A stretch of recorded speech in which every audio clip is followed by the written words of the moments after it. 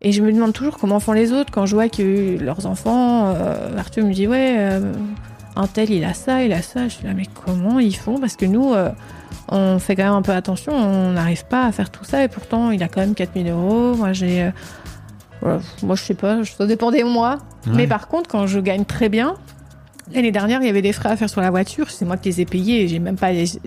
C'est pas parti du compte commun, quoi. J'ai vraiment dit, je les paye. C'est bon. Dès que j'ai de l'argent, que j'ai les moyens, j'hésite pas à faire ça, en fait.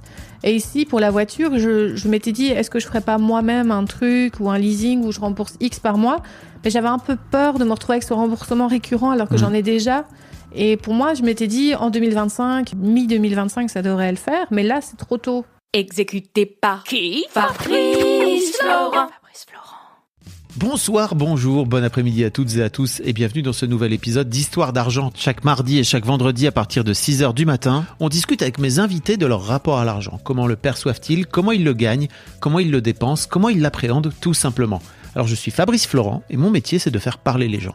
Je fais parler de mes invités de leur intime parce que je suis convaincu que l'intime est bien plus universel qu'on ne le pense. Vous verrez, vous vous reconnaîtrez peut-être dans les histoires des gens qui parlent dans mon micro alors qu'ils racontent leur histoire. Je fais donc parler des gens, plutôt dans des podcasts de conversation sur divers sujets.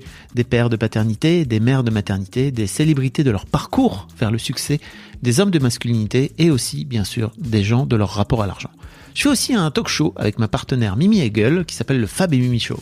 Bref, vous retrouverez tous les liens dans les notes de cet épisode si vous voulez découvrir ces autres podcasts. Et d'ailleurs, si vous découvrez mes podcasts, je fais pas mal d'autres choses. Allez donc voir ça sur mon site internet fabflorent.com, fabflorent.com. Si mes podcasts et mon travail vous aident d'une manière ou d'une autre, alors vous pouvez m'aider en retour en m'envoyant un don en argent sonnant et trébuchant avec votre carte bleue ou alors en vous abonnant à mon Patreon à partir de 5 € par mois. Vous trouverez les liens dans les notes de cet épisode. Merci d'avance, c'est très cool. Enfin, si vous aimez le podcast, vous pouvez vous y abonner, mettre un chouette commentaire et 5 étoiles au podcast sur votre appli de podcast préféré, en particulier si vous écoutez sur Apple Podcast ou Spotify. Et surtout, partagez cet épisode et ce podcast autour de vous s'il vous a plu. Je suis sûr que vous connaissez des gens que mon travail pourrait intéresser. Vous pourrez également venir commenter avec mes auditrices et mes auditeurs chaque épisode directement sur mon Discord. Je vous invite à aller découvrir Discord, c'est un petit logiciel génial qu'il faut installer sur son téléphone ou sur votre ordinateur. En fait, vous pouvez me suivre sur les différentes plateformes et réseaux sociaux et trouver toutes les infos pour me contacter dans les notes de cet épisode. Merci d'avance et bonne écoute. On est avec Céline. Salut Céline. Salut Fab. Bienvenue dans Histoire d'argent. Merci. Tu me disais hier, tu m'as envoyé un petit message pour me dire que tu étais stressée. Bah ouais, un peu, parce qu'entre le moment où on prend rendez-vous et le temps qui passe, je me disais, est-ce que j'ai vraiment des choses intéressantes à raconter? Bah ouais, rien du tout. Bah non, voilà, j'ai une vie nulle. Bah oui, on peut dire aux gens d'ailleurs, arrêtez cet épisode tout de suite, ça n'a aucun intérêt d'écouter. Non. Mais tu sais que souvent les gens, entre le moment où ils m'écrivent, parfois, je sais pas si ça a été ton cas, mais souvent les gens m'écrivent sur un coup de tête. Un peu aussi besoin d'écrire un mail, tu vois, il y a un moment où peut-être ils ont entendu un truc dans le podcast qui leur a fait dire ok, c'est le moment d'écrire. Ouais. Et après je vois que quand je leur réponds, ils se disent ah merde. Mais en fait, je m'attendais pas du tout à ce que tu me répondes, mais je sais que j'ai mis un titre accrocheur qui allait sans doute t'intéresser. Oui. Et c'est vrai que c'est en entendant, j'écoutais, je pense. Enfin là, les derniers, je les ai pas trop écoutés parce que c'était congé scolaire et que j'étais moins seule. J'ai dû entendre quelque chose et je me suis dit, mais c'est vrai que moi, en fait... moi, je sais que dans ma vie d'adolescente et en enfance, j'ai quand même un contexte un peu particulier. Donc, je me suis dit, ça pourrait quand même intéresser. Mais bien sûr. Voilà. Donc, tu as 39 ans. Oui. L'une de tes particularités, c'est que tu as monté une boîte aussi. Ouais. Il y a 5 ans de ça, c'est ça? Ouais, en 2019. Ok. Ouais.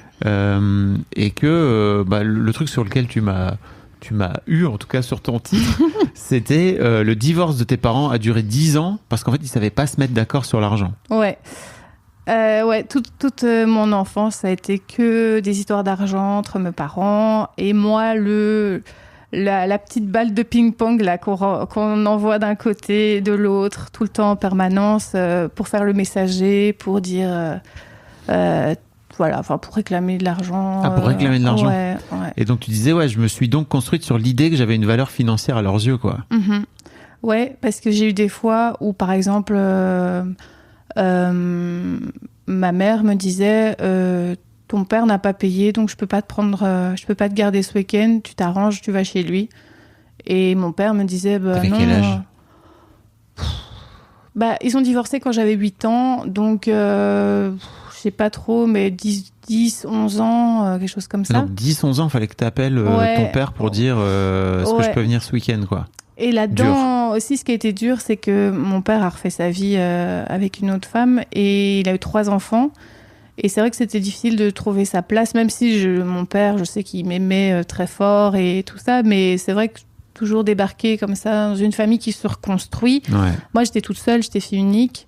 Ma mère a été pas mal en dépression. Enfin, voilà, c'était un peu difficile. Je me suis vraiment sentie extrêmement seule pendant mon enfance. Puis, je devais... livrée à toi-même aussi, j'imagine, parce que ce truc de...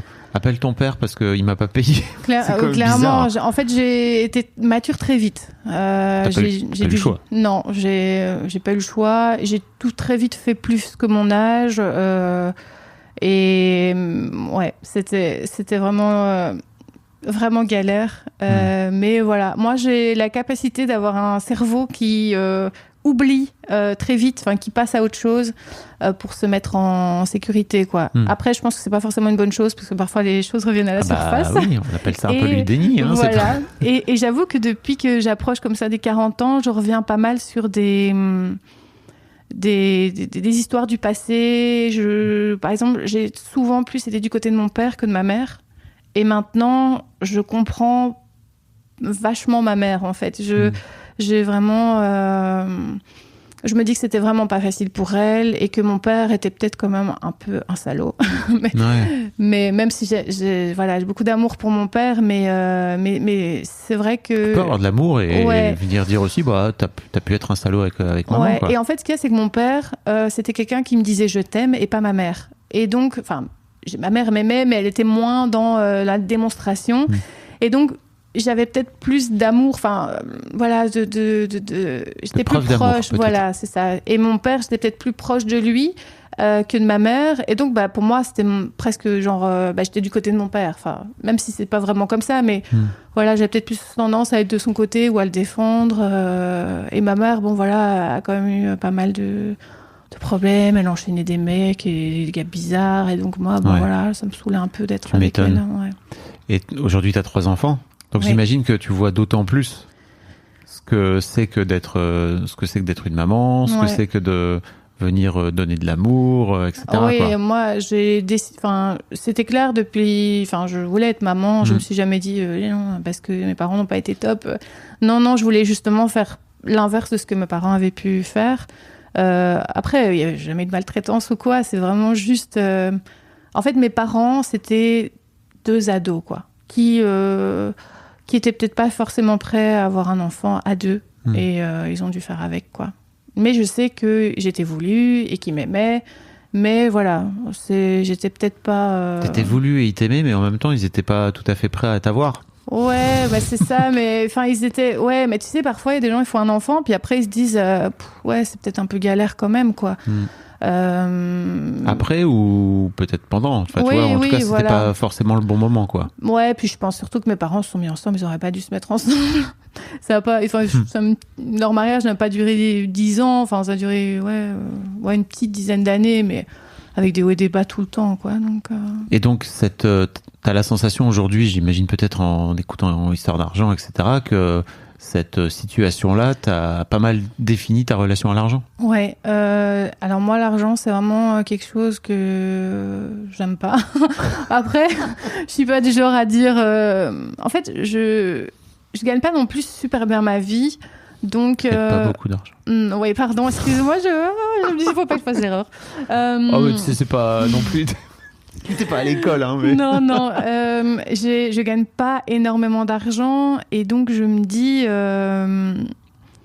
que dès qu'il y a des choses à payer, ça me stresse énormément. Je sais que si j'avais beaucoup d'argent, je verrais sans doute les choses différemment aussi. Peut-être pas. Peut-être pas, non, je ne sais pas. Pas sûr. Ouais, c'est vrai. T'aurais peut-être peur... En fait, t'en aurais plus, mais t'aurais peur d'en dépenser. Ouais, peut-être. Ça changerait pas le truc.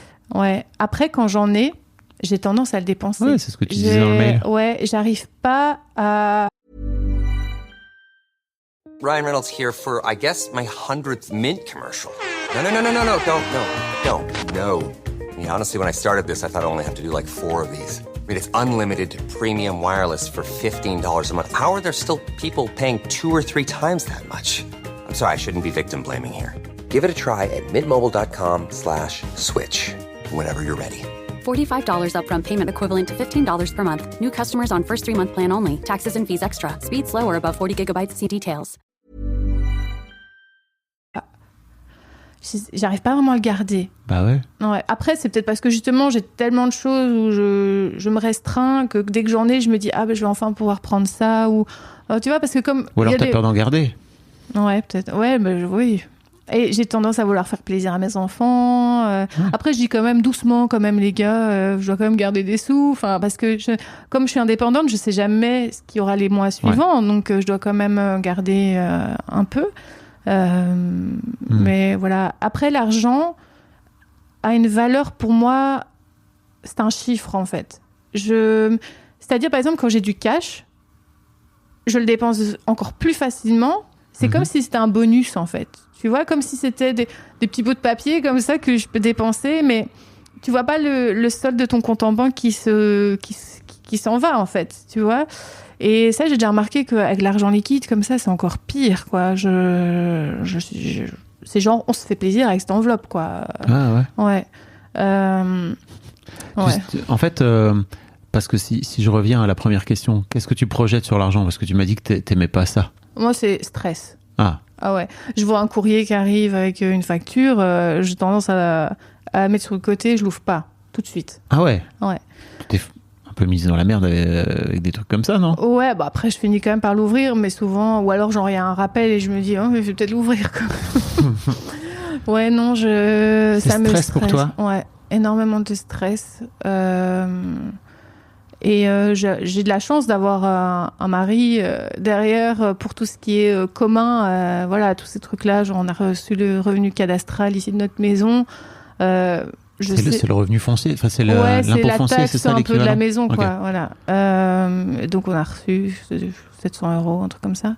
Si vous n'avez pas capté, Céline est belge. Ouais. On est à Bruxelles, voilà. Ouais, je suis belge. Donc voilà, donc ça, voilà, je donc sais ça, que...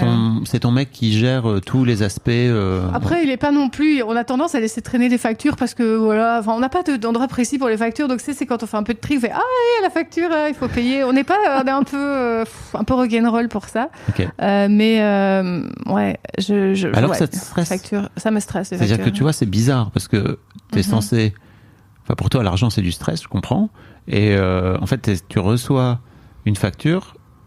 Et donc, en fait, tu la mets de côté en te disant c'est pas grave, on va mettre le stress de côté, mais en fait, le stress, il revient toujours. Oui, mais clairement, oui. Okay. En fait, dans ma tête, j'ai quand même en permanence, tu sais, je suis quand même une femme, une maman, donc dans ma tête, il y a beaucoup de choses qui... Voilà. Donc, je sais dans un coin de ma tête qu'il y a un jour, je dois aller ouvrir cette enveloppe. Et des fois, c'est une bêtise, en fait. Qu'est-ce qui t'empêche de le faire tout de suite ? Parce que, comme tu le dis, tu vois bien que ça te...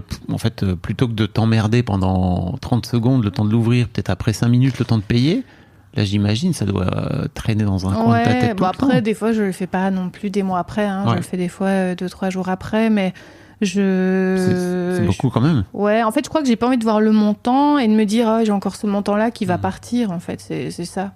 Et des fois, j'ai juste envie de me faire un peu plaisir parce que j'ai quand même cette sensation parfois d'avoir tout, mais d'avoir que des factures comme ça qui partent en permanence et que finalement la partie plaisir dedans elle n'est pas énorme, quoi. Donc voilà. Et puis c'est vrai que quand tu as 3 enfants, bah tu fais d'abord plaisir à tes enfants souvent parce que ils ont besoin de vêtements et évidemment ils veulent toujours les trucs que les autres ont.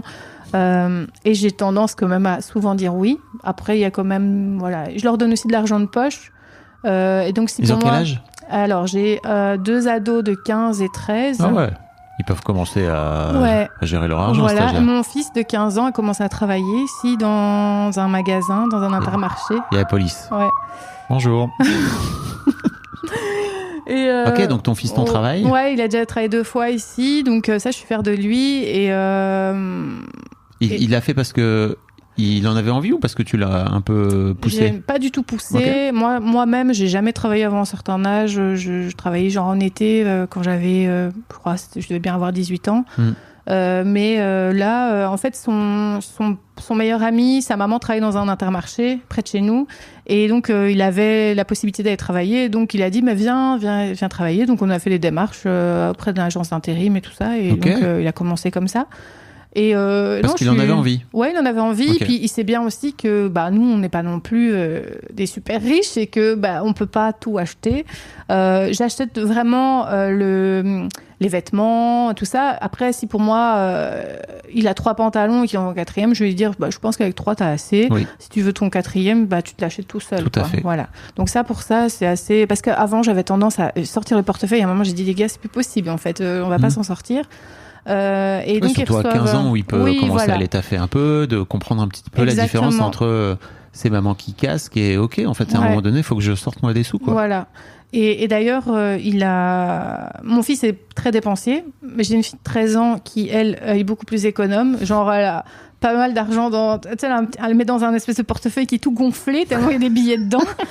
Et elle a quand même dit, je crois que je me ferais quand même bien une fois un plaisir de m'acheter un ordinateur comme toi ou quoi. Donc je dis oui. Elle dit mais après il y aura plus. Mais je dis mais si, parce que ça revient l'argent. Je veux dire, oui, ça je sais bien que à Noël ils vont recevoir. Ils reçoivent quand même, ils sont bien gâtés de leurs grands-parents. Donc mais c'est cool de leur dire ça, alors que t'es stressée par l'argent. Ouais, en fait je suis stressée et en même temps je crois que je suis stressée pour tout ce qui est facture, tout ça.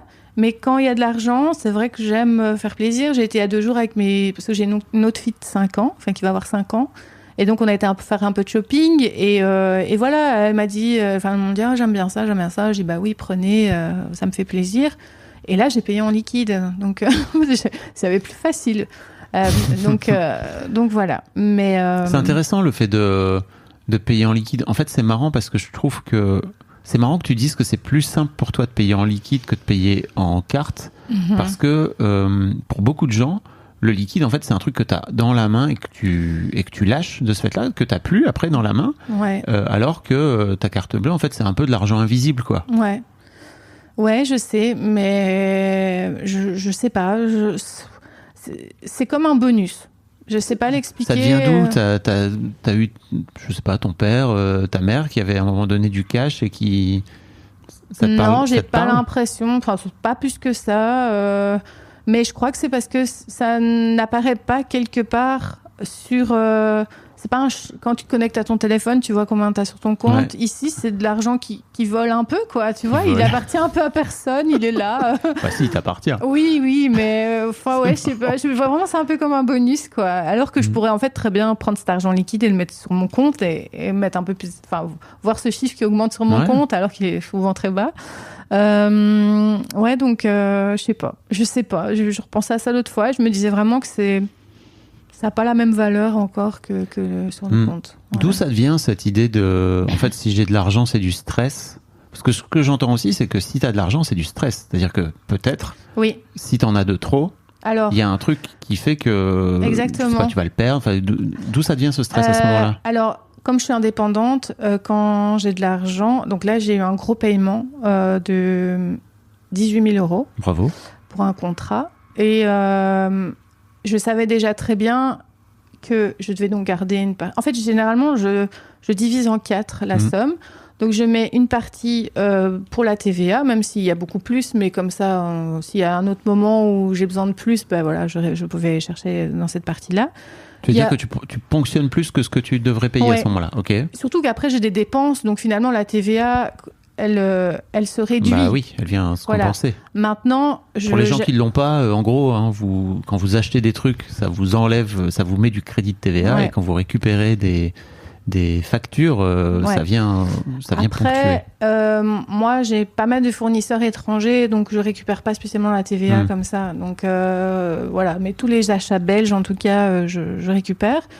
Et donc, je mets donc une partie là-dedans. Je garde une partie pour moi, quand même, pour me payer. Mais c'est bien, déjà. Ouais, mais pas toujours. Là, par exemple, je l'ai pas fait. J'ai pas mis parce que je me suis dit... en fait, j'avais pas mal donc, en gros, je fais des bougies, en fait. Donc...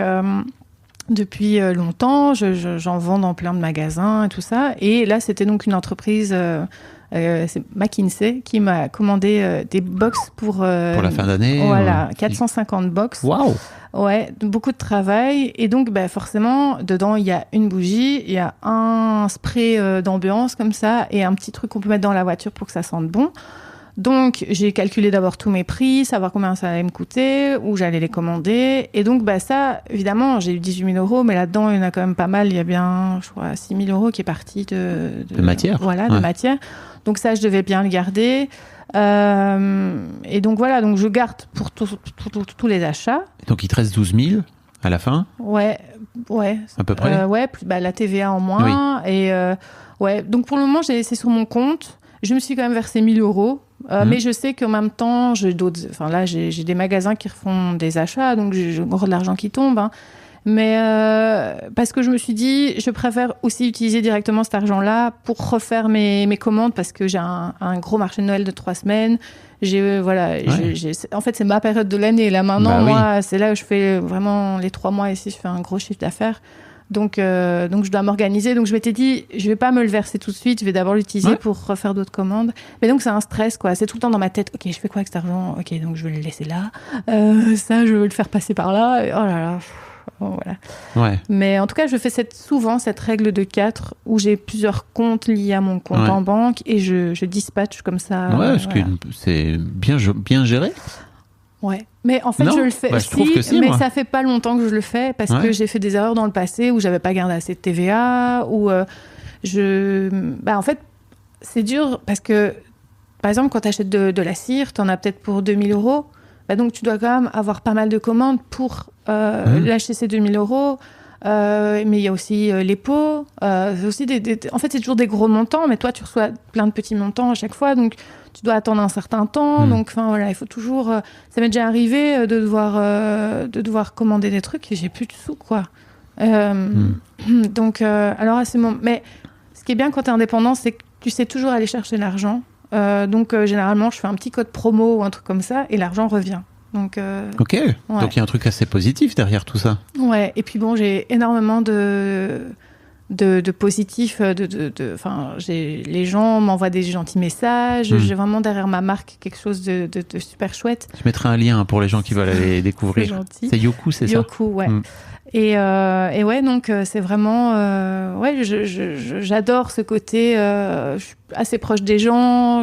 Sur Instagram, on échange beaucoup. J'essaie de faire des petites vidéos de production et tout ça. Donc ouais, non, c'est... Au final, c'est du stress, mais en même temps, c'est tellement bien tout ce que ça m'apporte.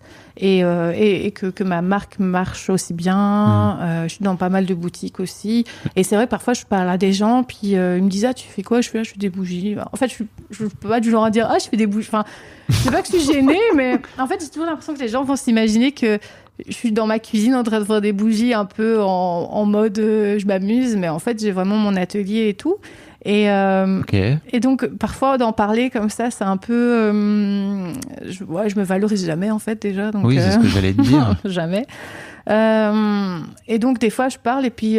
ça s'appelle comment ? Je dis, ça s'appelle Youku. Ah, mais j'ai une bougie Youku à la maison. Donc, ça m'arrive très souvent d'entendre ça. Ou, mais ma sœur, elle a reçu une bougie Youku à Noël. Donc, non, c'est cool. Franchement, je suis contente de ce que j'ai créé, quand même. Bah oui, parce qu'en fait, de ce que... C'est très marrant parce que de ce que j'entends, c'est quand même beaucoup de stress. Ouais. Et en fait, ta marque marche bien. Ça fait 5 ans que tu l'as créée. Donc, ça veut dire aussi que c'est pérenne. Même si c'est jamais gagné, tu vois. Mais il y a des périodes toujours plus difficiles. Genre en été, c'est vrai que les gens, ils utilisent moins de bougies. Donc, il faut trouver des autres choses à faire. Après, j'ai quand même su m'en sortir. Juillet, août, c'était vraiment galère. Surtout que... Oui, mais normal. Ouais, mais donc ça veut dire que tu dois vraiment garder un peu l'argent pour les mois où c'est plus difficile. Et c'est vrai que comme je suis maman, moi, ma fille de 5 ans, c'est très difficile de travailler quand elle est là. Ah, tu veux dire pendant l'été ? Ouais, l'été 2 mois. Là, déjà, ici, on a eu 2 semaines de congé. C'est difficile de vraiment avancer. Et là, je vois que j'ai plein de commandes, donc j'ai un stress permanent. Je me dis, oh là là, à partir de lundi, j'ai tellement de choses à faire. Donc ouais, c'est un stress. Mon mari il me dit, je parle de bougies tout le temps en fait, hein, de stress. Je suis déjà une stressée de la vie, mais alors là, je suis tout le temps, ah oui, j'ai encore ça à faire. Mais alors pourquoi tu t'es lancé dans ce business? Parce que tu dis que t'es une stressée de la vie, mais t'as choisi un métier qui te stresse encore plus. En fait, c'est un peu par hasard. C'est par hasard, t'es sûr? En fait, alors déjà, quand mon fils était petit, donc il y a 15 ans, je faisais des petits bijoux comme ça, des trucs que je vendais. Et à l'époque, il y avait une espèce de plateforme qui s'appelait Dawanda. Et c'était un peu comme Etsy, mais c'était allemand, je crois. Ouais. Et tu sais, je vendais, mais j'étais même pas déclarée. C'était un truc un peu... voilà. Oui, tu faisais ça. Ouais, comme ça. Mais un jour, j'ai quand même déclaré, parce que je me suis dit, si jamais j'ai un problème, mais tu sais, au départ, je savais même pas que je devais déclarer, ça s'est fait un peu comme ça. Et je me faisais quand même un peu de sous qui rentraient, surtout qu'à l'époque, moi, quand mon fils était petit, je ne travaillais pas. Et donc, j'étais quand même, je pense, au chômage, et je disais que je cherchais du boulot, mais je cherchais pas trop parce que j'avais pas de solution de crèche. Donc, c'était un peu... Et donc, je vendais des petits bijoux, puis après, j'ai arrêté, puis j'ai fait... plus tard, 5-6 ans plus tard, j'ai fait un e-shop un peu loisir créatif, mais ça n'a pas très bien marché. En fait, j'ai toujours aimé avoir ce côté indépendant complémentaire, mais pour moi, c'était, je garde un job, je travaillais à la RTBF pendant 5 ans, je garde un job sûr, et je m'amuse à côté, ça me fait des petits bonus, quoi. La RTBF, c'est le média public belge. Voilà. Ouais. C'est genre France Télévisions. Voilà, donc évidemment, j'avais énormément d'avantages, je travaillais à la RTBF, mais je travaillais en mi-temps, donc je travaillais tous les matins, et ça me plaisait bien, mais à un moment, j'en ai vraiment eu marre, et je voulais me rapprocher, donc je faisais le trajet jusqu'à Bruxelles, j'habite en dehors de Bruxelles, mais vraiment très très près. Et donc, je voulais en fait travailler plus près de chez moi. Donc, je travaillais un peu dans une petite boutique. Et là, j'ai vu des artisans comme ça qui venaient déposer leurs produits. Il y a moyen de faire du dépôt-vente, donc le magasin n'achète pas, mais prend 30% sur les ventes. Donc, ça permet que voilà, tout le monde est gagnant finalement. Et je me suis dit, oh tiens, moi, c'est vrai que j'avais déjà fait des bougies dans le passé. Quand j'avais fait une fois un marché de Noël pour mon e-shop de loisirs créatifs. Et j'avais fait des petites bougies moi-même. Et en fait, je ne vendais quasi que mes bougies et pas les trucs de mon loisir. Et donc, je me suis dit, ah bah tiens, il y a peut-être quelque chose là-dedans. Donc, j'ai réfléchi à faire une marque et à faire des pots, tous les mêmes, parce que là, c'était dans des pots un peu récupérés, vintage et tout. Donc là, je me suis dit, bon, tiens, je vais tester. Et comme j'étais dans cette boutique, je me dis, je vais tester dans la boutique. J'avais demandé à la fille, tiens, est-ce que je peux mettre en dépôt? Et je me souviendrai toujours de la fois où une personne a acheté la bougie, c'était moi à la caisse. Et donc... c'était trop dingue. Je me dis waouh, super, il y a quelqu'un qui aime bien. Elle dit oh, ça sent vraiment bon, ça sent fort. Et donc c'est comme ça que ça a commencé. Et finalement, il y a d'autres personnes qui m'ont contacté en disant j'ai vu vos bougies, j'aimerais bien les avoir dans ma boutique. Et puis voilà. Donc c'est un peu par hasard, comme tu dis. Voilà, c'est un peu par hasard. Mais c'est pas par hasard. Et non, je pense que j'avais quand même envie d'être un peu entrepreneur. Donc, et c'est vrai que j'ai jamais aimé avoir de patron au-dessus de moi aussi. En fait, j'aimais bien aussi le fait que si par exemple j'ai un enfant qui est malade, je me démerde, je peux aller le chercher en fait. Ouais. J'organise mon temps comme je veux. Et ça, qu'en tant que maman, organiser son temps comme on veut, c'est quand même vachement chouette. Bah, bien sûr. Voilà. Après, je dis pas quand il y en a un qui m'appelle, ça me saoule. Parce que souvent, je suis en plein travail, je suis là. Oh, dis Arthur, t'as vraiment mal à la tête. Parce que tu sais, des fois, en secondaire, ils sont du genre à vouloir qu'on aille les chercher pour un oui ou pour un non. Je suis là, t'es sûre que t'es vraiment pas bien? Parce que là, je suis en train de couler sans bougie. J'ai pas le temps. Mais bon, voilà, je le fais. Donc, non, c'est... Et oui, donc mon papa était indépendant aussi. Ouais. Il faisait quoi? Alors, mes parents, ils ont fait des études d'architecte paysagiste. Ils se sont rencontrés pendant leurs études. Et quand j'étais petite, on est parti vivre en France, dans le sud, en Provence. Et donc, mon père était architecte paysagiste. Et donc là, il a travaillé pour des boîtes. Mais quand on est rentré en Belgique, je crois qu'il a travaillé un peu pour quelqu'un. Et puis très vite, il s'est dit je vais me lancer comme indépendant. Ok. Le souci, c'est que mon père, je sais pas trop ce qu'il a fait, mais en gros, il a au même moment acheté une maison, Il s'est lancé comme indépendant. Oui, parce que donc il était architecte paysagiste, mais entrepreneur. Donc il réalisait, il faisait des plans et tout. Oui, ok. Et puis il allait réaliser ses plans, quoi. Là où je crois qu'il a fait l'erreur, c'est que, en fait, il y a un moment, tu peux plus tenir. Tu peux pas dessiner et réaliser sans être au bout du rouleau. En plus, bon, il a eu 3 enfants après moi, donc avec des jeunes enfants. Sa femme, elle s'est arrêtée de travailler pour travailler avec lui. Donc, quand il n'y avait pas d'argent qui rentrait, il n'y avait vraiment pas d'argent qui rentrait. Et mon père, il a genre acheté une camionnette neuve avec tout le matériel neuf. Enfin, voilà, il s'est endetté très vite, je pense. Et l'argent, il avait du succès. Enfin, il avait plein de projets, mais je pense que ça a été... Voilà, il a vu les choses en grand. Et ta mère, alors, c'est quoi sa relation à l'argent ? Alors, ma mère... Ma mère, elle est plutôt économe. Maintenant... dans le passé, pas vraiment.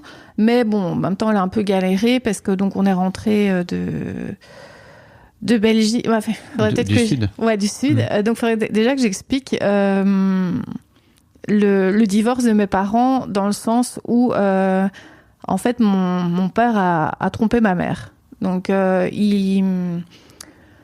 comment ça s'est passé ? Donc, mon père, lui... Ma mère... Attends, T'es au courant de tout ça ? Ouais, je le sais. Mais il y a certaines choses que j'ai vraiment compris maintenant.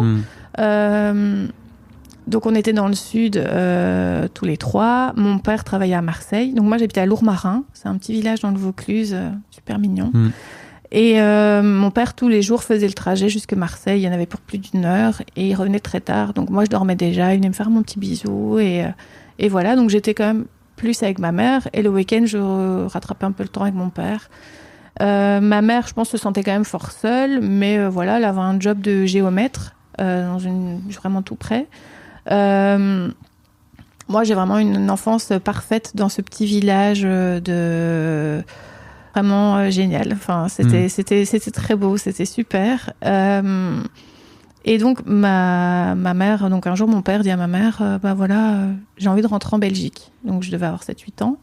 Ma mère, ok, enfin, elle comprenait pas trop, mais dit, ouais, j'en ai marre ici, les Marseillais, machin. Enfin, il en avait marre de la mentalité d'où il travaillait.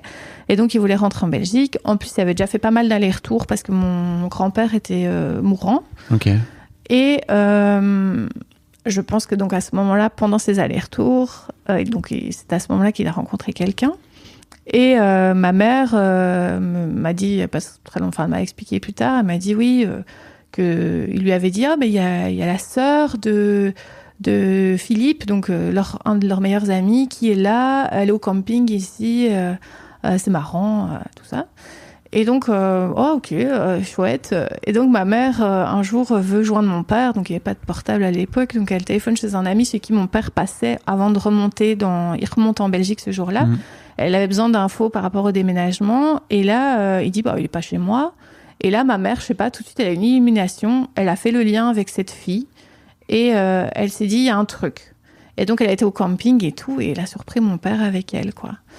Et l'histoire, c'est qu'en fait, mon père n'avait pas dit à ma mère qu'en Belgique, on serait seul, qu'il y aurait un divorce, quoi. Donc, il l'avait dit, et c'était genre, on rentre en Belgique. Ma mère n'imaginait pas que c'était, on rentre en Belgique, mais on divorce, quoi.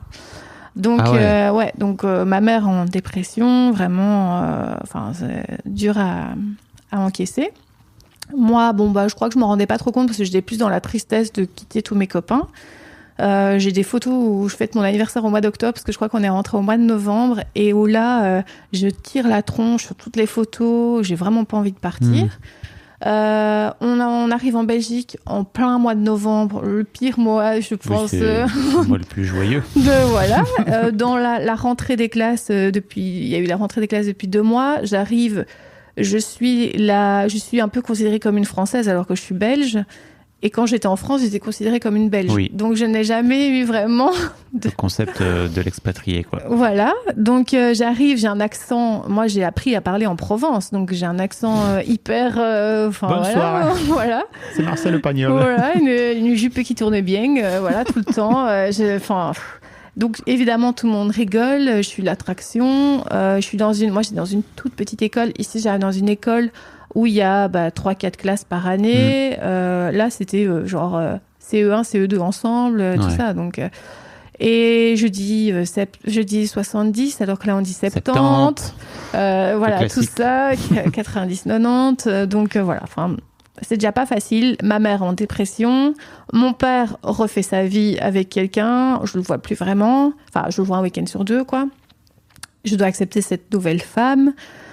Et ma mère, donc, veut un peu quand même... elle veut pas en rester là. Donc, bon, il y a l'histoire de la pension alimentaire, mais il y a aussi... ma mère veut une pension alimentaire pour elle, parce qu'elle n'a pas choisi d'être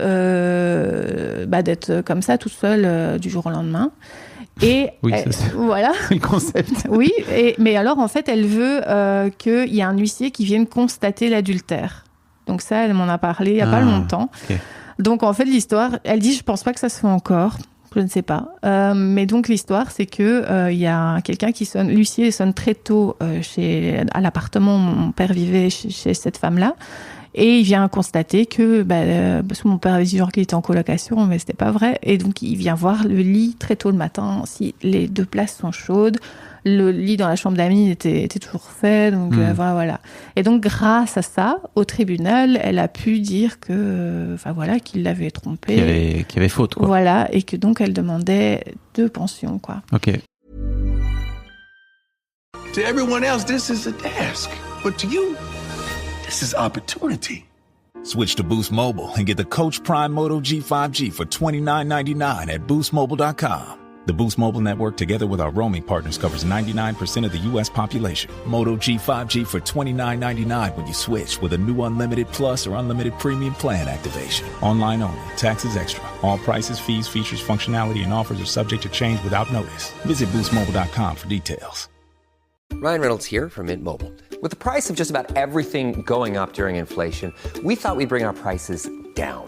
So to help us, we brought in a reverse auctioneer, which is apparently a thing. Mint Mobile Unlimited Premium Wireless. How to get 30, 30, bit to get 30, bit to get 20, 20, 20, bit to get 20, 20, bit to get 15, 15, 15, 15, just $15 a month? Sold! Give it a try at mintmobile.com/switch. $45 upfront payment equivalent to $15 per month. New customers on first 3-month plan only. Taxes and fees extra. Speed slower above 40 gigabytes. See detail. Donc voilà, donc ça faisait beaucoup d'argent quand même pour mon père, je ne sais pas combien c'était. Vraiment, T'as pas demandé encore aujourd'hui ? Non, mais en plus, si j'en ai parlé, mais elle ne savait plus vraiment, parce qu'en plus, c'est comme il y a les francs et les euros, enfin, on évite un peu... on sait plus trop quoi. Et donc, mais, attends, tu l'évites ou... Non, vraiment, j'en ai parlé l'autre fois, elle m'a dit... je sais plus. Après, c'est peut-être elle qui voulait pas m'en parler. Oui. Peut-être elle s'est dit que c'était peut-être un peu... Mais mon père est décédé maintenant. Okay. Donc, j'aurais aimé parler de certaines choses avec lui. Mais donc, voilà, j'essaie de parler à ma mère. Mais voilà, en tout cas, celle qui m'a expliqué pour l'adultère, l'huissier, machin. Et voilà. Donc... Et toi, t'es au milieu de ce divorce. Ouais. Qui est, j'imagine...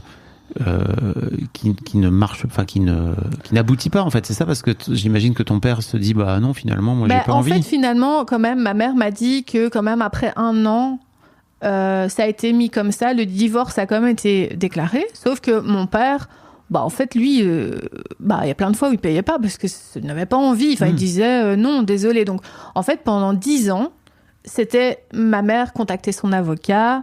L'avocat réclamait l'argent et tout ça. Et puis en fait, elle m'a dit à un moment, j'ai laissé tomber après 10 ans parce que je me suis rendu compte que l'argent qu'il avait pu finalement me verser par après, je le perdais en frais d'avocat. Donc ça ne servait à rien.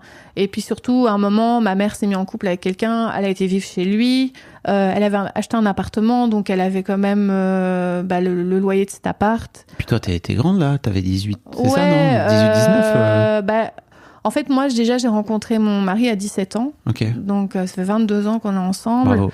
Merci. Mazel tov. Et donc, je voyais très vite, en fait... Alors, le truc, c'est qu'ils se sont aussi un peu reposés là-dessus. Comme vers 17 ans, j'ai rencontré quelqu'un. Donc, ma mère n'a plus demandé sa pension pour elle quand elle a été vivre... quand on vivait chez son compagnon à elle, parce qu'elle avait moins de frais, forcément, et tout. Donc, là, elle a laissé tomber, mais elle demandait quand même encore pour moi. Et ton père payait pour toi, pour le coup ? Bah, pas toujours, non. Ah ouais. En fait, en plus, mon père a été très, très endetté par après. Donc, en fait, moi, j'allais parfois chez mon père. On avait presque plus d'électricité, en fait. Ah ouais. Il y avait en fait, ils peuvent pas couper toute l'électricité si elle est pas payée. Donc, il y avait certaines lampes qui marchaient, d'autres pas. En plus, c'était une très vieille maison à laquelle il habitait. Donc, très sombre. Enfin, voilà. Donc, moi, c'est vrai, très vite. Et en même temps, je voulais pas, parce que mon père, donc, a été quitté après par sa deuxième femme. Ouais. Et elle est partie avec les 3 enfants. Donc, moi, je voyais aussi mon père en dépression. Je voulais pas le laisser seul. Il buvait beaucoup. Voilà, ce que j'avais vécu avec ma mère, elle a été en hôpital psychiatrique et tout ça. Elle a été anorexique. Voilà. Oh là là, quand j'y repense. Et toi, t'étais au milieu de tout ça. Ouais. Et moi, j'essayais de gérer. Moi, j'ai eu des fois où quand j'étais chez ma mère, je mangeais toute seule devant la télé. En fait, je me mettais et c'était des plats du Aldi réchauffés, quoi. Genre, elle faisait le strict minimum parce qu'elle avait pas l'énergie pour ça. Et donc j'étais là comme ça, je mangeais. En plus elle payait pas l'abonnement, donc j'avais juste la RTBF, donc je regardais vraiment ce qui passait et j'étais là toute seule avec mon petit plat. Et voilà, c'est un peu comme ça que j'ai vécu la fin de mon enfance et mon adolescence. Et donc à 17 ans, j'ai rencontré mon conjoint. Qui lui est d'une famille hyper stable. Oui. C'est une façon aussi de recréer une famille.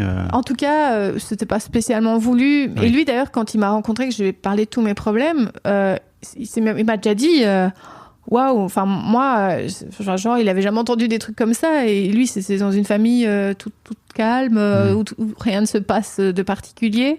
Et même s'il m'aimait, il s'est posé la question, est-ce que j'ai les épaules pour gérer ça aussi ?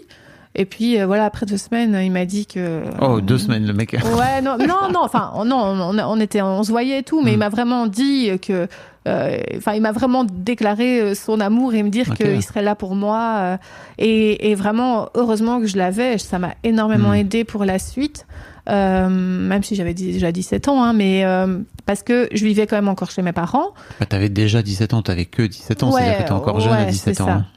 Et je vivais chez mes parents, mais très vite, en fait, j'ai été vivre le week-end chez lui, chez ses parents. Alors lui, il avait 24 ans, mais il vivait toujours chez ses parents parce qu'il n'avait pas encore trouvé de job stable et donc voilà, il se plaisait bien.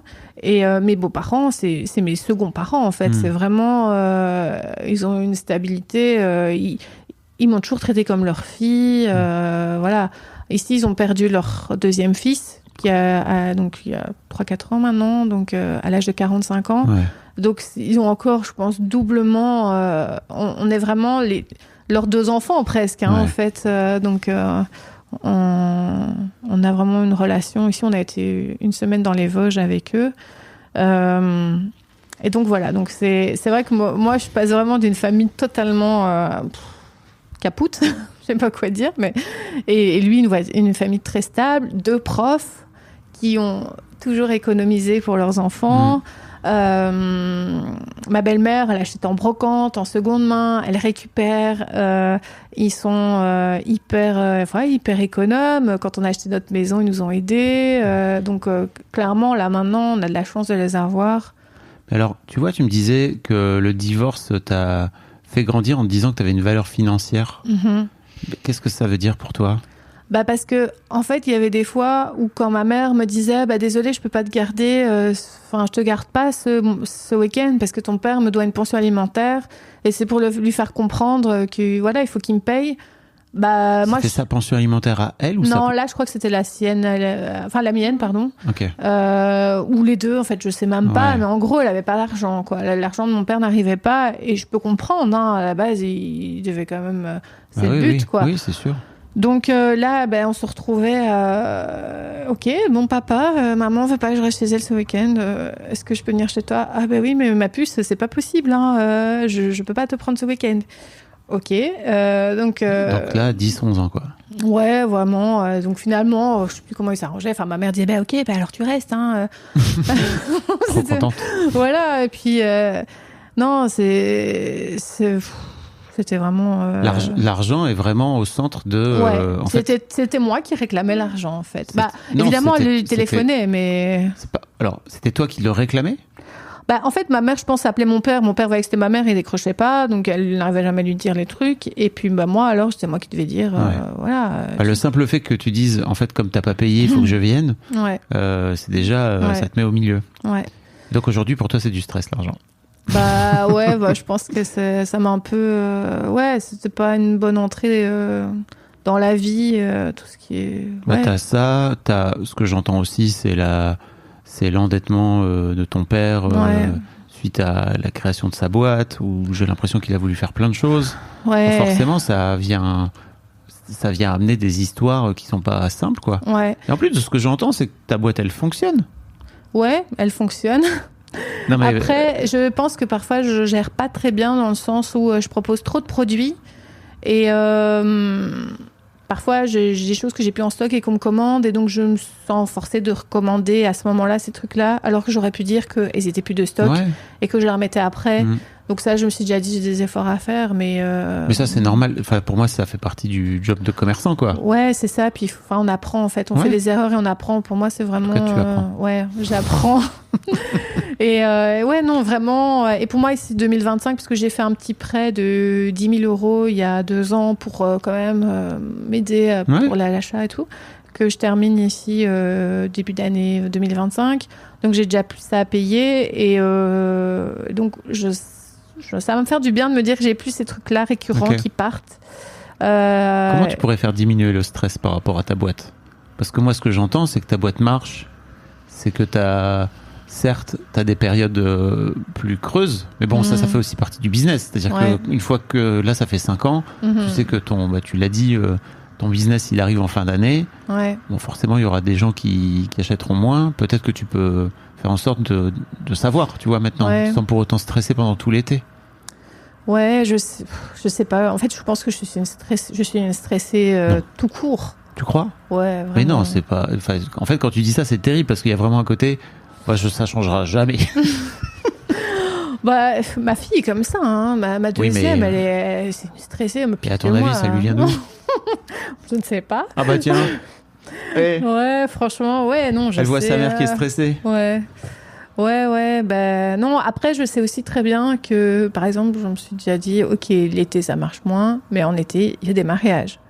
Il y a des communions, il y a des... Donc, je dois plus... j'ai déjà fait des petits projets comme ça pour des bougies personnalisées, mais donc, il faut que je communique plus là-dessus. Donc, je sais de toute façon qu'il y a toujours un moyen de trouver de l'argent. Ça, je l'ai bien compris. Mais tu vois, le simple fait d'avoir cette croyance-là, qui est vraiment une vraie croyance très positive chez toi, c'est déjà génial par rapport à ton histoire. Ouais. Ah oui, non, ouais. Bah ouais. Parce que tu pourrais aussi te dire, en fait non, l'argent c'est compliqué à aller chercher, et en fait il n'y en a pas, et ça va être chiant à aller chercher, ça va être compliqué. Le simple fait que tu aies ça, et que tu vois que tu me dises tout à l'heure, bon je sais que quand c'est un peu plus compliqué, je fais un petit code promo, et en fait l'argent revient, ça, rien que ça, c'est incroyable. Oui, et par exemple par rapport à mon père, lui, il n'aurait pas pu faire ça, parce que déjà, lui, donc il faisait tous ses plans. Des fois, il devait faire des nuits blanches, enfin je pense que le temps lui manquait.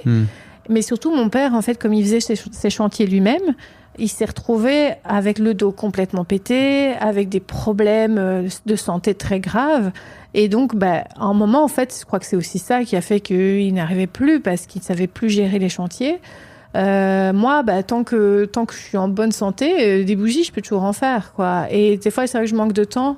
Mais dans le pire des cas, si je fais une nuit blanche pour rattraper du retard, c'est pas grave. Enfin, voilà. Tu fais tout toute seule ? Ouais, tout. Ouais.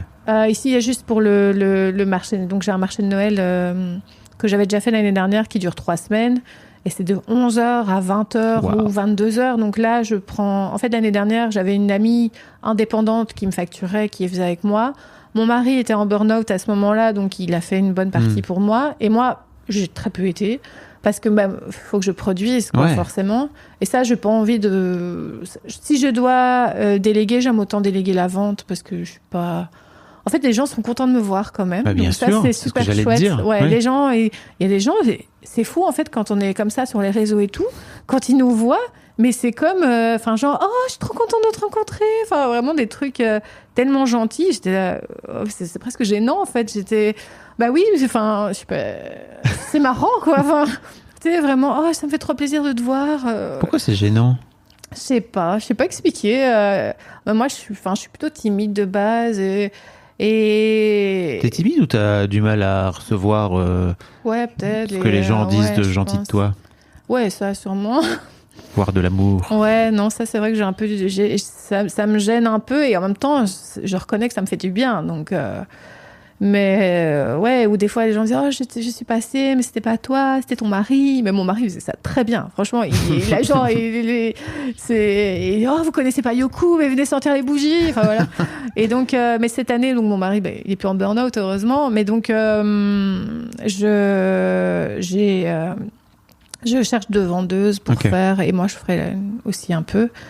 Parce que sinon, c'est pas possible, quoi. Donc, oui, puis c'est cool. Enfin, comme tu le dis, c'est cool comme aussi ça, d'aller... je suis là certains jours, ouais. Ouais, mais c'est vrai qu'en fait, vendre, ça va. Mais vendre ses produits... Vendre tes produits. Ouais, vendre mes produits, c'est difficile parce que... Je sais pas, j'ai plus facile, je pense, à dire du bien des produits de quelqu'un d'autre que de dire de mes produits. Alors, ça devient d'où, ça, tu crois? Bah sûrement c'est clair que quand j'ai grandi vraiment avec peu de confiance en moi. Bah dis donc aujourd'hui ça rigole pas hein.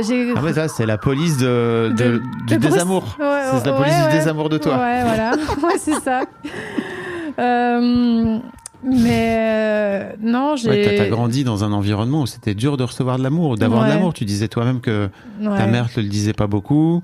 Ouais. Elle te le montrait sans doute par d'autres façons, mais peut-être que toi, t'attendais autre chose. Et puis là, c'est vrai que maintenant, avec ma mère, ça va. Hein. Je veux dire, on se voit tous les mois pour manger ensemble. Après, c'est vrai qu'on habite vraiment très près l'une de l'autre et je vais jamais chez elle. Elle te dit « je t'aime » ? Non. Mais ma mère... Tu lui as demandé ou pas ? Qu'elle me dise « je t'aime » ? Non, tu lui as dit, toi ? Non. Peut-être par message ou quoi. Bah après, ma mère, elle est malade. Enfin, elle est souvent... Donc, j'ai perdu mon père. Ma mère est malade.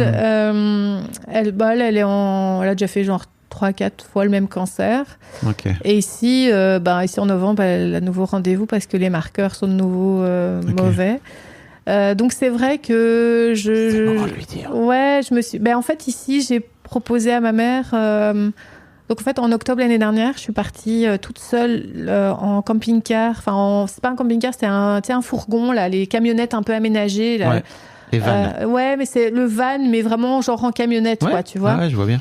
Et c'est super chouette par rapport à un camping-car, c'est beaucoup plus léger, ça roule bien. Et quand t'es moi, je suis partie toute seule. T'es allée où ? J'étais à Lourmarin, où j'habitais quand j'étais petite. Et j'avais besoin de retourner sur les traces de mon enfance. J'ai senti que je devais... renouer avec le passé, que je devais, je sais pas, c'est comme si je devais aller dire au revoir à cette petite fille que j'avais laissée, quoi. Et rien que de le dire, ça me donne envie de pleurer. Bah ouais. J'ai pas vraiment trouvé de réponse. Je cherchais rien, hein, mais ça m'a fait du bien. Et puis le simple fait que ça fait cette émotion, c'est déjà génial. C'est ça. Et surtout, en fait, je me suis aussi rendu compte. Alors déjà, c'était bien parce que comme je suis en couple depuis 22 ans, ça m'a fait du bien aussi de voir ce que je vais aller seule. Ouais. Après, je suis quand même souvent seule. Mon mari est policier, donc il a des horaires pas toujours faciles. Mais c'est pas pareil. Non, mais c'est ça. Mais ce que je veux dire, c'est que quand mon mari n'est pas là, je suis pas là. Oh mon Dieu. Enfin, tu vois, je gère tout très bien toute seule. Mais c'est pas pareil. Voilà. Mais là, c'était sans enfant. Oui, c'est ça. J'étais triste de les quitter et en même temps, ça me faisait quand même du bien. Bah oui. Je pense que tout le monde a ce sentiment-là. J'ai roulé. Surtout les mamans. Ouais, surtout les mamans. Faut pas déconner, hein. Je le vois, les daronnes là. Ouais, franchement. C'est dur de penser avant tout à soi, quoi. Ouais. Tu vois. Ah ouais, clairement. Bah oui. Et donc, voilà, j'ai roulé 1000 km. Enfin, j'ai fait une halte du côté de Dijon, je pense. Ouais. Et donc, voilà, c'était très chouette comme expérience. Et j'ai été voir si je trouvais cette petite fille. Et à un moment, j'ai envoyé un message à ma mère et j'ai dit oh, regarde, je mange là ma petite salade. C'était un jour avant de partir. J'étais garée sur un petit parking et on voyait le château de Lourmarin. Et je dis regarde le château, ma petite salade devant le château et tout. Et puis elle me dit oh là là, je me demande quand même qu'est-ce qu'on serait devenu si on était resté là. Parce que c'est vrai. Et je lui dis mais écoute, je suis tellement contente d'être partie. Parce que bon, déjà, moi, j'aurais pas rencontré mon amoureux. Chérie, oui. Voilà. J'aurais pas les enfants que j'ai maintenant. Et puis surtout, en fait, quand ça a tellement changé, c'est c'était déjà touristique à l'époque, mais là maintenant c'est exagéré. T'as des touristes partout. Je sais pas s'ils vivent comme ça dans un village avec des touristes tout le temps en permanence. C'est super chouette. Il y a beaucoup de petits commerces qui ont fermé. C'est des boutiques de déco. Ouais. C'est des galeries d'art. Donc c'est tous des gens assez quand même. Allez, il y a de l'argent quoi. C'est quand même. Enfin, je voyais les voitures qui étaient là. Je voyais les gens comment ils étaient habillés. C'est un public quand même aisé pour moi. Ok. Et t'y projettes quoi, toi? Bah rien, mais je me sens pas forcément à l'aise en fait. Tu vois, quand moi je suis là avec mes baskets et mon petit sac en bandoulière, je suis pas là avec mon Chanel et mon. Non, mais tu vois, ouais, mais on s'en fout, je non, un trouvais peu que je dénotais vraiment en fait. Je me sentais. Après, il y avait des gens comme moi, hein, c'est pas ça, mais je sais pas si y vivre, ça aurait été.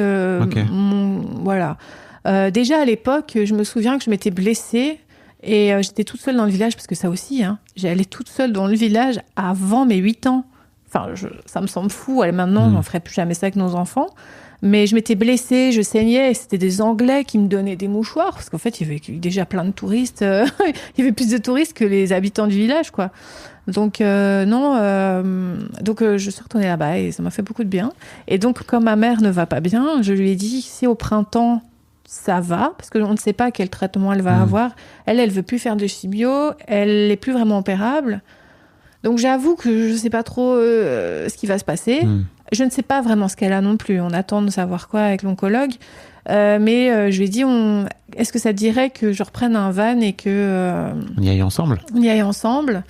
Et elle m'a dit, oh oui, ça me ferait tellement plaisir. Et j'ai jamais fait de voyage comme ça avec ma mère, enfin, à part quand j'étais petite et quand on est retourné là-bas à deux après le divorce.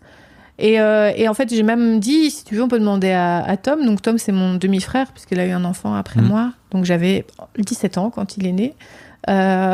Et donc je lui en ai parlé, il m'a dit, ah ouais, ça pourrait être chouette. Et je pense que ça pourrait vraiment être un beau cadeau pour ma mère. Après, je sais aussi que lui est plus proche de son père. Parce que son père est aussi plus démonstratif que ma mère. Et donc, on a aussi un peu une relation un peu toute pétée avec notre mère, en fait. Donc, je crois que ça ferait du bien à tout le monde. Et même si on ne se dira pas « je t'aime » et tout, je pense qu'on sait qu'on est tous là ensemble. Pourquoi tu le dirais pas? Je sais pas. C'est bizarre de dire « je t'aime » quand tu l'as... C'est vraiment que 2 mots. Je sais, mais tu sais, quand pendant 39 ans, tu dis pas certaines choses, ça fait bizarre de les dire. Ouais, quoi. je sais. Donc, justement. Ouais. Après, quelle porte ça ouvre? Ouais, moi par contre, je le dis tout le temps à mes enfants. Bah ça, je me doute bien que toi tu le dis. Même à mon fils de 15 ans qui est là, ouais, c'est bon, allez, quand est-ce que tu sors de ma chambre? Ok, mais je t'aime, hein. Voilà. Donc. Bien sûr. Non, vraiment. Mais c'est pas. Tu vois, en fait, c'est André Stern qui raconte ça trop bien, je trouve. Je sais pas si t'as écouté son épisode de l'histoire de Daron il y a longtemps, hein, il y a maintenant 2 ans. Non, à mon avis. Où en fait, il dit quand tu viens dire à ton enfant je t'aime parce que tu es comme tu es, donc vraiment l'amour inconditionnel, en fait, t'es aussi en train, en tant qu'enfant intérieur, de te le dire à ton enfant intérieur plutôt. Ouais. Donc en fait, quand t'es en train de dire à ton fils je t'aime, t'es aussi en train de te dire à toi-même je t'aime. Ouais. Et tous les je t'aime que t'as pas reçus de ta mère. Quoi, ah oui, non, mais c'est sûr que moi, je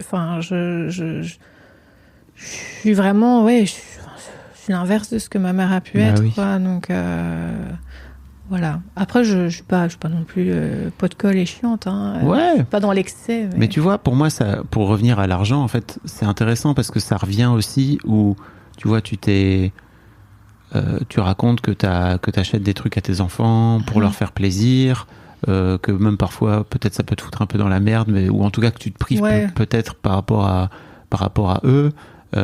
T'es aussi en train de transférer sur l'argent, pas que du stress, mais de l'amour. Ouais. Je trouve. Oui, bah c'est sûr que je sais bien que quand la petite de 5 ans, le lendemain, elle me redemande un truc, je suis là, quand même, tu vas avoir 2 peluches, là. mais oui, je sais qu'ils sont super contents quand ils reçoivent et ils me disent « Ah, merci maman » et tout, ça me fait plaisir. Après, j'ai pas besoin de ça, mais clairement, ça fait du bien, quoi. Mon fils... c'est vrai qu'on s'éloigne un peu parce qu'il a 15 ans et il a plus trop envie de traîner avec ses parents. C'est le bon moment. C'est compliqué à chaque fois. Quand on doit aller quelque part, il veut pas venir. Enfin, ça c'est un peu dur. Et mon mari, ça le touche aussi parce que on a l'impression un peu que des fois on a l'impression qu'on a 2 filles, quoi. Parce que notre fils, il préfère rester sur son ordinateur à jouer avec ses potes ou traîner avec eux et tout. Faut le laisser. Comprends, hein. Moi, à 15 ans, je fumais des clopes, j'étais... c'est n'importe quoi. Donc, quand je me compare avec... je me dis, non, il est sage. C'est vrai que mon fils, comme on s'éloigne un peu de lui, enfin, c'est lui qui s'éloigne de nous plutôt, bah oui, ça me fait plaisir de lui faire plaisir parce que il voit qu'on est là. Et puis, par exemple, il a quand même des copains des parents qui ont plus d'argent que nous. Il sait bien que nous, on peut pas suivre, quoi. Quand je vois, ils ont tous une trottinette électrique. Déjà, en plus, c'est interdit, il faut avoir 16 ans. Donc nous, au départ, à un moment, on était presque d'accord. Puis on a dit, mais en fait, s'il t'arrive quoi que ce soit, nous, on va payer toute notre vie pour une erreur je sais pas, si t'as un accident, même si il y a rien de grave, mais il y a pas d'assurance, voilà. Enfin, donc on a essayé de lui faire comprendre quand même que on peut pas se mettre dans la merde pour ça. Mais tous ses copains roulent en trottinette électrique, quoi. Et donc ça, il a un peu du mal, mais voilà, on lui explique. Je suis encore partie. Et donc ce que je disais, oui, donc voilà, on essaie de lui faire plaisir un maximum, mais tout en qu'ils comprennent que voilà, l'argent ne coule pas comme ça partout, dans tous les sens. Mais si, l'argent coule partout. Ouais, pas comme forcément. Les bougies. Ouais, comme les bougies, ouais, il y en a partout. Comme la chaque fois. cire. Ouais. Mais mon mari gagne quand même bien sa vie. Enfin, non, on peut pas dire ça. Gagne bien d'argent. Pas mal d'argent. Tu dis ce que tu veux, mais... Enfin, il a un meilleur salaire que moi. Donc, ça aussi, c'est pas toujours facile dans le couple que lui apporte plus que moi. Tu te sens redevable ? Ou il utilise le fait qu'il gagne plus d'argent que toi ?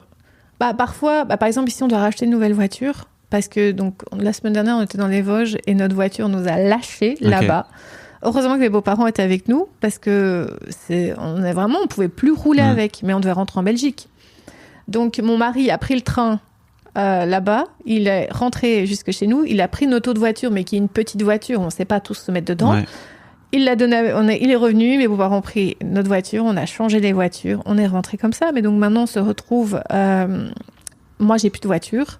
Donc là, j'en loue une pendant 2 semaines. L'argent qu'on va mettre dans cette voiture, c'est l'argent que lui a de côté, en fait. Après, moi, j'ai dit que je pouvais faire aussi un truc financier par rapport à mon business, quoi. Tu vois, faire un genre de leasing ou un truc. Mais bon, voilà, je sais pas. Mais qu'est-ce que ça change que ce soit son argent à lui ? C'est juste que moi j'apporte rien en fait, tu vois. Non, ça change rien et en fait il est pas... J'allais dire, il te le fait payer ou... Non, pas du tout, mais parfois il va me le dire quand même. Il me dit ouais, enfin voilà, c'est moi qui apporte l'argent aussi, quoi. Donc mais toi aussi t'apportes de l'argent. Oui, j'apporte de l'argent. Après c'est ce que je lui ai dit parce qu'il m'a dit oui, on aurait sûrement plus les moyens si par exemple tu gagnais, parce que lui il gagne parfois 4 000 € par mois. Bon, après il est policier, il risque sa vie, il a des horaires de merde. Moi je trouve que c'est pas non plus... quand j'entends des gens qui ont des jobs beaucoup plus calmes et tout ça, et qui ont 4 000, je me dis bon voilà, c'est sûr que moi je pourrais avoir plus. Après je pourrais me verser plus aussi si je mettais moins d'argent peut-être dans ma production. En fait, j'ai tendance, dès que j'ai de l'argent qui rentre, à vouloir le réinjecter dans ma société et à moins me payer. Donc ça, je me suis déjà dit, 2025, c'est un peu mon objectif de, par exemple, me dire, je me verse 2 000 €, un truc comme ça, ou même plus, je sais pas, et voir par rapport à ça. Mais il m'a déjà dit, ouais, si tu gagnais mieux, évidemment, on pourrait s'acheter une voiture plus chouette, on pourrait faire ceci, on pourrait faire cela, on pourrait faire des vacances un petit peu plus fun. Mais en même temps, je lui ai dit, mais si j'avais un job comme j'ai pu avoir à la RTBF ou quoi, je serais pas là pour les enfants, en fait. Bah oui. Donc, d'une certaine manière... oui, je pense, parce que je dis, on ferait quoi, des enfants alors les 2 grands, ils se gèrent tout seuls, mais la petite, elle veut même pas aller chez ses grands-parents, en fait. Donc, c'est compliqué, quoi. Je suis là, c'est moi qui les dépose tous les matins. C'est moi qui vais les chercher à chaque fois, à 15h30. Ils terminent pas au même moment, donc mes enfants, ils sont à une école un peu plus loin, mais ils prennent le train, donc je les récupère à la gare une demi-heure après. Mais il en a conscience de ça, ton gars ? Mais oui, il en a conscience, et je crois qu'il le sait bien. Je crois qu'il le dit aussi parce qu'il sait bien que, c'est compliqué l'argent, en fait, quand on a une famille comme ça, en fait, des fois, je me dis, comment font les autres ? je me dis, quand je vois certains qui ont des belles voitures et tout ça, et qui n'ont pas des boulots... ou alors, parce que nous, on a quand même une maison. On est propriétaire d'une maison, enfin, on a encore 10 ans de remboursement. On n'a pas un gros prêt par mois, on rembourse 821 €. Donc, on a fait ça parce qu'on ne voulait pas non plus se retrouver avec...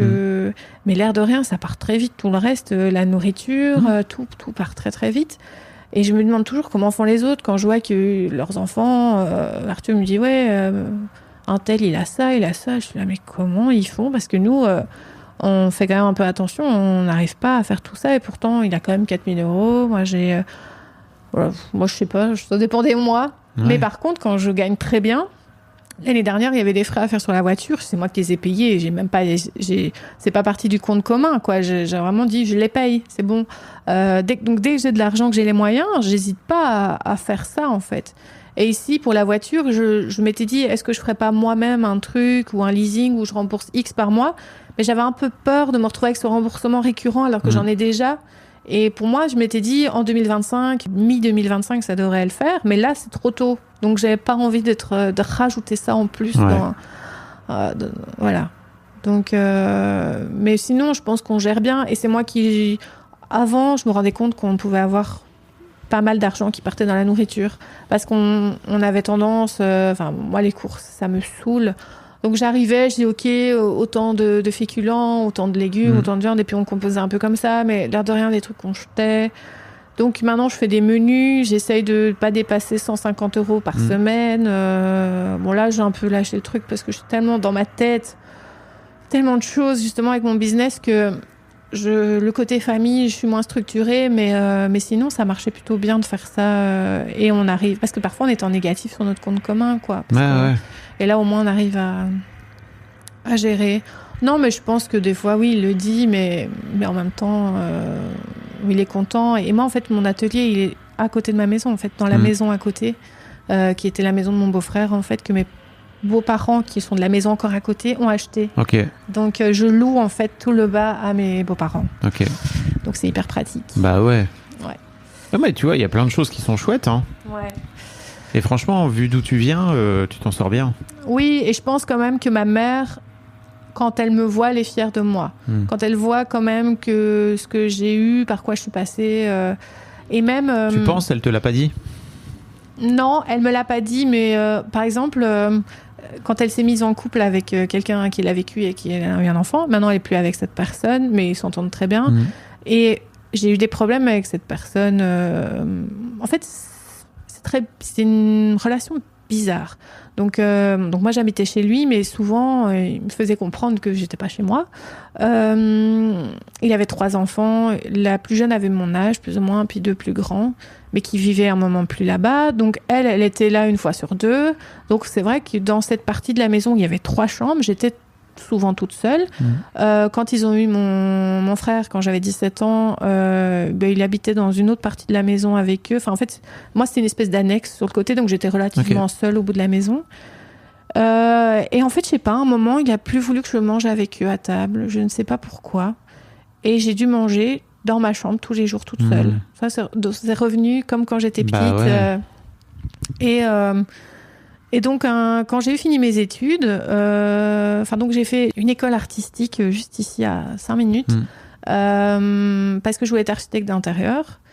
Et donc ça, c'était la fin de mes secondaires. Donc chez nous, c'est 1, 2, 3, 4, 5, 6 en secondaire. Et donc ma 5e et 6e secondaire, c'était une option spéciale pour se préparer à l'architecture d'intérieur. On faisait des plans, on avait des projets, c'était super chouette. C'était une école super, genre on avait nos téléphones sur notre banc, on pouvait fumer dans la cour, un truc de fou.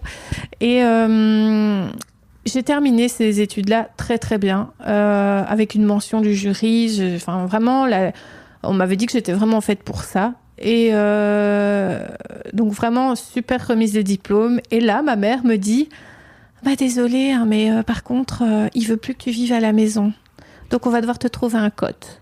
Donc un cote, je sais pas si on dit ça en France. Appart, non, on dit pas ça, mais c'est un appart. Non, un appart d'étudiants. Pour des étudiants. C'est un petit studio, quoi.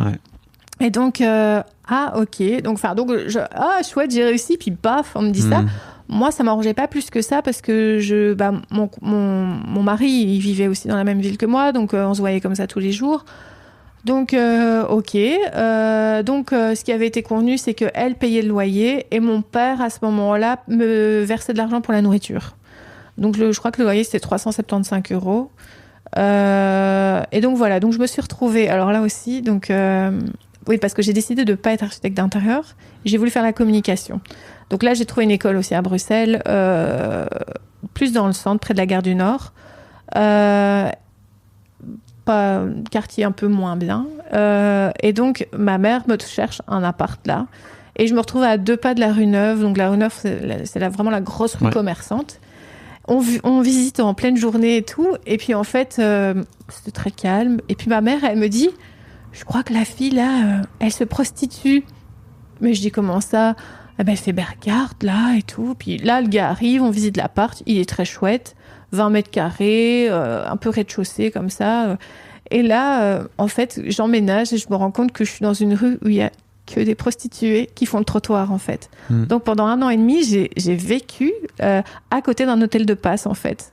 Après, bon, voilà, c'était assez comique, mais c'était quand même un peu dangereux. Je me suis fait suivre pas mal de fois. On a déjà eu un cocktail Molotov dans notre fenêtre. Wow. J'ai retrouvé des seringues dans la cage d'escalier. Enfin, bon, voilà. À ce moment-là, mon mari... lui, il s'est trouvé un boulot, il ne trouvait pas. Et donc, il s'est présenté à la police parce que, aussi, une question d'argent, il voulait me sortir de tout ça, en fait. Et donc, la meilleure solution, c'était peut-être de faire la police, parce que la police, en fait, t'es rémunéré pendant ton année d'études. Et là, je crois que tu gagnes déjà 1000 ou 1005, un truc comme ça. Et en fait, quand j'ai commencé mon école et que j'ai aménagé dans cet appart, il commençait l'école de police qui était à 5 minutes de mon cote, quoi. Donc finalement, il est venu vivre avec moi, ça me rassurait, mais évidemment, elles ont toutes très bien vite compris qu'il était policier parce que quand il avait travaillé, il avait déjà ses chaussures et son pantalon. Donc voilà. Donc moi, je me suis retrouvée là un peu parce que, de nouveau, j'étais un peu, on veut plus de toi, quoi. C'était ça. Mais voilà, finalement, j'étais bien contente et j'ai pris mon indépendance comme ça. J'ai jamais dit, ok, je pars de chez mes parents, j'en peux plus. Moi, j'étais plutôt, je restais avec eux et tout, et j'ai vraiment été mise comme ça de côté. Et ma mère m'a fait exactement pareil quand j'ai fini mes études, mes 3 ans d'études en communication. Mois de juin, elle me dit, bon voilà, maintenant je paye plus. Donc, ok, je sors de mes études, donc je dois trouver quelque chose, quoi. Et donc là, en plus, on avait déménagé, on était à Uccle, donc c'est une partie un peu plus... comment on peut dire ? Un peu huppée de Bruxelles. Et là, je prenais le tram pour aller à l'école et j'étais dans un appart plus grand et tout ça. Et donc là, ok, comment je fais pour trouver tout de suite du boulot en communication ? Donc finalement, je me suis retrouvée à travailler dans un H&M pour pouvoir avoir de l'argent. Et finalement, en fait, c'était un CDD et pendant 1 an, je travaillais là-bas. Et comme je voulais des enfants relativement vite, je suis tombée enceinte. Et donc, j'ai vécu ma grossesse comme ça au H&M. Et le contrat se terminait le jour de mon accouchement. Donc, ça, c'est bien. Finalement, je dis, les choses s'emboîtent toujours comme ça, il faut. Ça, c'est la vie. Voilà. Donc, mais ouais, en tout cas, c'était... Mais voilà, maintenant, je paye plus. Voilà.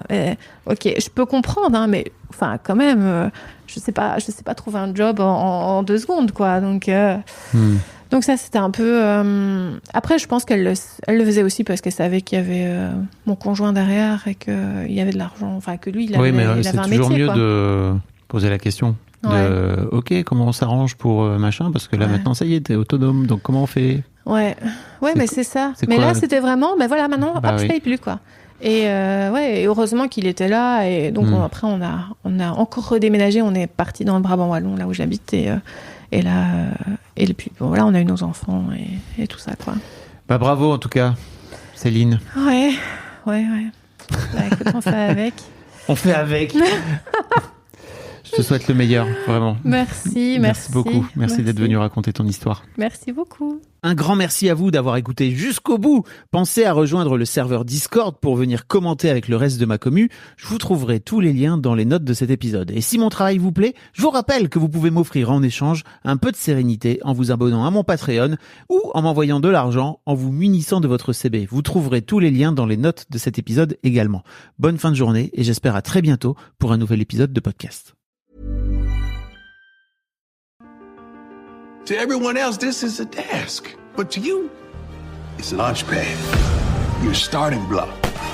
This ain't a desk. This is opportunity. Switch to Boost Mobile and get the Coach Prime Moto G 5G on us at your local Boost retailer. Moto G 5G on us when you switch with ID verification and new Unlimited Plus or Unlimited Premium plan activation. Taxes extra. All prices, fees, features, functionality, and offers are subject to change without notice. See participating dealers for details.